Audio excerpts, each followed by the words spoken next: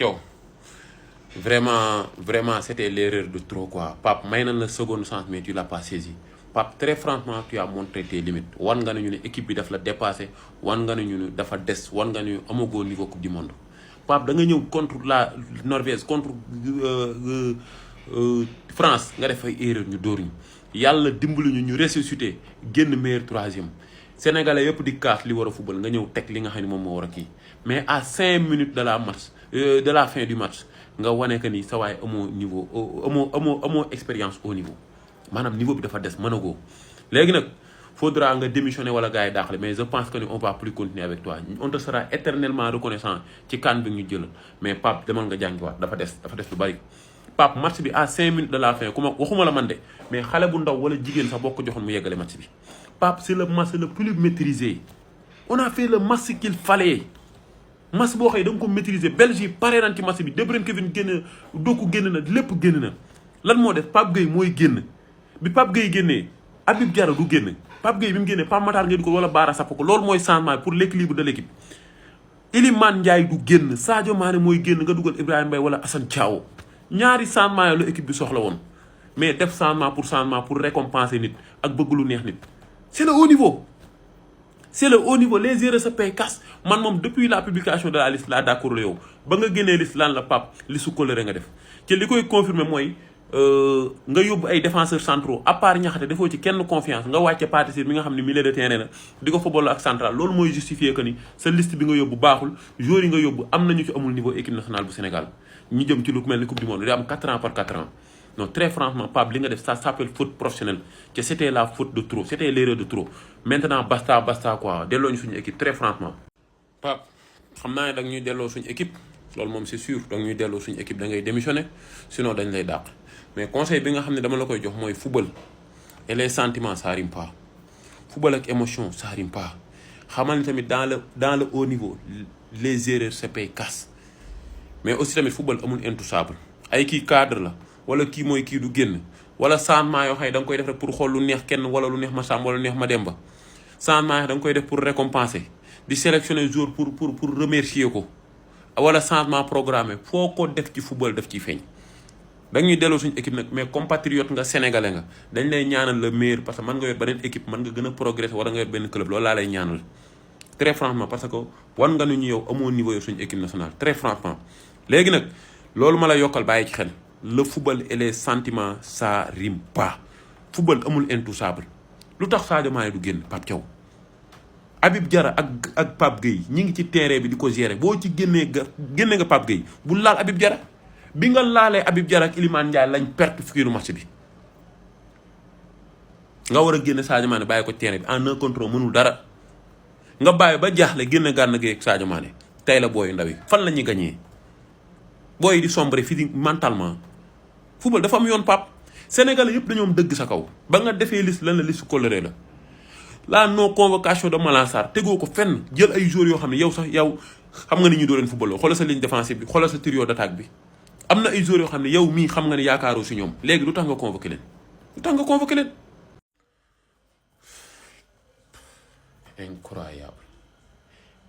incroyable lii ku ma ko waxoon du ma ko gëm on a perdu le match le plus facile de l'histoire du football du ma wax de l'histoire du Sénégal de l'histoire du football un match très très très maîtrisé du début à la fin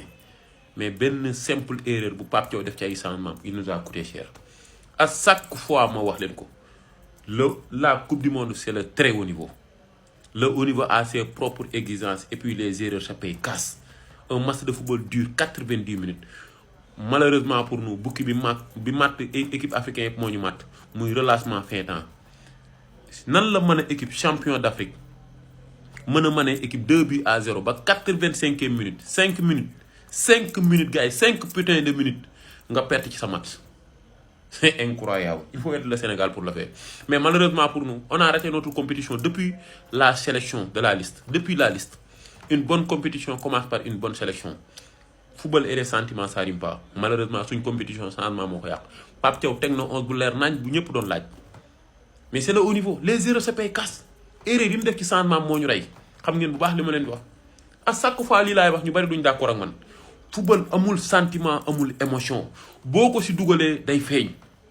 c'est de ça qu'il s'agit. C'est 3 buts en 2 minutes équipe champion d'Afrique mené 2-0 coupe du monde 5 minutes des ci temps bi mënoo koo gérer non vraiment on mérite rien ñun suñ meilleur troisième bi ñu jël sax dañ ko waroon a joxe très franchement yàlla tàcc nañu ba sonn yàlla teg nañu loxo ba sonn mais vraiment gars yi malheureusement pour nous nañ ko waxte dee pare wuñu woon ci coupe du monde bi on mérite pas de même buñ demoon huitième de finale on méritait pas de jouer les huitièmes de finale d'une coupe du monde maanaam on a tout raté dans cette coupe du monde publication liste bi émotion yi Pape Thiaw ci changement yi ci classement yi détails yi ci fédération bi tout football du fen football wallahi du fen lépp lu ci doxul da ciy feeñ lépp lu ci émotion ak sentiment da ciy feeñ mais lépp lu ci erreur tu vas le payer cash et trop cher mais malheureusement pour nous ñun Sénégal wallahi buñ jël ay émotion ay kóllëre ay sentiment génne ko ci suñ football duñ sori lii dama ko yàgg revendiquer depuis la publication de la liste j'ai toujours été constant bëggumoon sax ñu agsi fii mais lii am ni bétul kenn l'équipe n'était pas prêt nos joueurs n'étaient pas compétitifs 2 jours on fait une très bonne coupe du monde muy Krépin Diatta Ismaïla Sarr ñi ci des ñëpp dañoo floppé ñi ci des ñëpp dañoo floppé malheureusement pour nous yaakaar naa nag lii moo tane si ñun comparé wuñ nen ñibbisi toog sénégalais yëpp nekk si jàmm ñu waajal màggal gi bàyyi ñu mérité coupe du monde bi ñu continuer c'est ça quoi. gars metti na trop xam naa ni metti na trop tey gars yi duñu reer duñ nelaw gis ngeen sama bëti nii barke Seydina Mohamed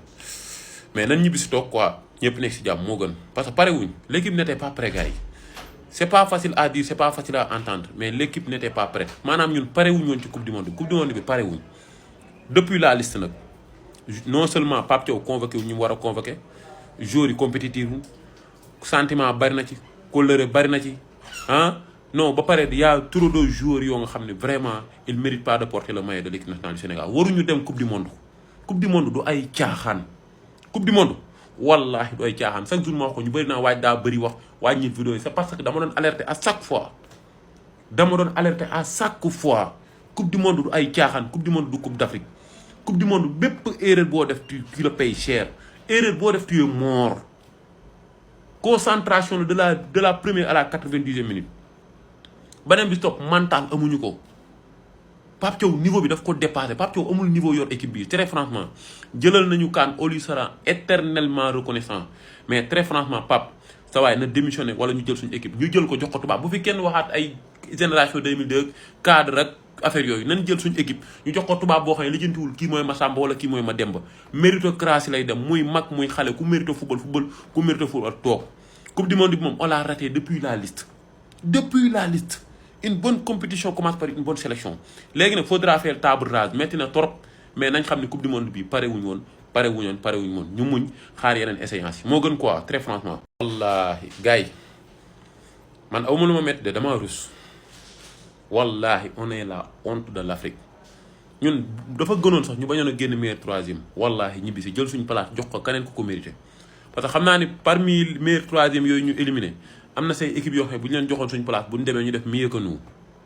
wala boog kenn du ci mën a 2 buts ba match bi de 5 minutes nga ñàkk ko football ak émotion ànduñu parewuñu on n'est pas prêt Sénégal dafa naqaree waxee Sadio Mané defal nañu lépp ci football regardez Rudi Garcia De Bruyne Kevin daf koo teel a génne Jérémy Doku ñëpp di wax parce que dafa lire match affaire bi du tour du dara Sadio Mané def na lépp pour ñun changement yi mooy yàqu suñ match Habib Diarra Pape Gueye ma d'accord mën na ni yàlla Fatick nga génne Pape Gueye d'accord Pape Gueye bu génnee Pape Matar Sarr mooy dugg wala ki nga xam ne moom mooy Bara Sapoko sax nga waroon andi Habib Diarra du génn Iliman Ndiaye du génn mi ngi doon jàppale ci tâche défensive bi mi ngi doon am implication dans le jeu Sadio Mané mënul percuter 1 contre 1 du def dara Sadio Mané mooy génn jox le jeune Ibrahima Mbaye wala mu jox Assane Diao maintenant des jeunes comme Assane Diao vont regretter d'avoir choisi le Sénégal non man dama rus ci kanam africain en tant que champion d'Afrique après les gens vont se dire est-ce que yow mérite nga doon champion d'Afrique est-ce que les Marocains ne sont pas les vrais champions d'Afrique wallahi humilier la match de poule yàlla dimbali la nga nekk seule équipe bi génne 3 points phase à élimination direct nga mëne ba match bi def 5 minutes mënoo ko gérer ça veut dire que équipe bi parewul amul coach joueurs yi parewuñ am na ñu mérité wul ñëw ci équipe bi mais caractère sax amuñu ko mënoo nekk ci haut niveau pare saa di def ay erreurs après amoo caractère pare woo lii nag moo gën nañ ñibbisi xam ni pare wuñ quoi ñu muñ boole lu ñu neex ak lu ñu naqari xam ni pare wuñ nañ ñibbisi. Ismaïla Sarr chapeau bas jour chapeau bas gaynde vraiment tu as fait une saison une coupe du monde de malade sa coupe du monde dafa nekk lu dul di confirmer saison bi nga def vraiment chapeau tu as tout mon respect boo leen xoolee il a passé à côté de son premier match wala sax dafa raté occasion bu inratable contre la France mais yeneen match yi ci des il s'est racheté de la plus belle des manières chaque match mu dugal le but contre Norvège 2 contre Irak benn tey mu dugal la benn il a marqué 4 buts dans cette coupe du monde nekk premier joueur africain bu ko def si je ne me trompe pas depuis Roger Mila en tout cas c'est du mérite ca ça montre que ni ballon d'or africain bi ñu koy jiiñ ren mérito na ko en tout cas yàlla na la ko yàlla jox pour man moom ak Crépin kese ñoo fi def coupe du monde bu baax tout le reste c'est zéro c'est néant wala boog ñeneen ñi waroon a def coupe du monde bu baax malheureusement pour nous Pape Thiaw mayu leen sens c'est le haut niveau c'est le haut niveau gis nga dafa pare ñëw football il a fait une saison pleine dafa pare physiquement dafa pare ku parewul pare woo en tout cas respect chapeau bas à lui Ismaïla Sarr yow moom tu as fait ta coupe du monde tu as réussi ta coupe du monde ballon d'or bi yàlla na la ko yàlla jox en tout cas respect tu as été très critiqué mais tu as pris tes responsabilités tu t'es racheté tu as réussi ta coupe du monde yàlla na la yàlla jox coupe du monde bi pour couronner saison bi nga def ren man moom loolu laa lay ñaanal quoi. yàgg na ma am lu ma metti ci football yàgg na ma am déception ci football mais match bi non match bi ni mu ma méttee xam naa ne du gaaw a denc ci man ca xam naa ne loolu tamit moo valable ci yéen. On a fait le match qu'il fallait, très discipliné tactiquement. On était largement au-dessus des Belges. Belgique, pour moi, occasion franc, pour dangereux, ça c'est tout un problème. Nga maîtriser jeu bi fluide. Joueur yépp concerné wu bal bi di daw nice. Nga mené 2-0 au calme nice, nickel, sans inquiétude, sans rien. Belgique dafa mujj jaaxle Rudi Garcia génne De Bruyne Kevin génne Jérémy Doku. Foofu lan moo des Pape Thiaw. boo mënul bañ a def changement bi nga génnee Pape Gueye nga dugal Abdoulaye Seck au moins Lukaku dugg na Abdoulaye Seck moom dina mën a mbëkkanteeg Lukaku nga avancé loo Pape Gueye d'un cran nga avancé loo Pathé Ciss du moins d'un cran sinon bi Pape Gueye génnee Bara Sapoko mooy ñëw wala Pape Matar Sarr Lamine Camara du woon dugg ci match boobu wala boog Lamine Camara ak Gana Gueye mënuñu bokk terrain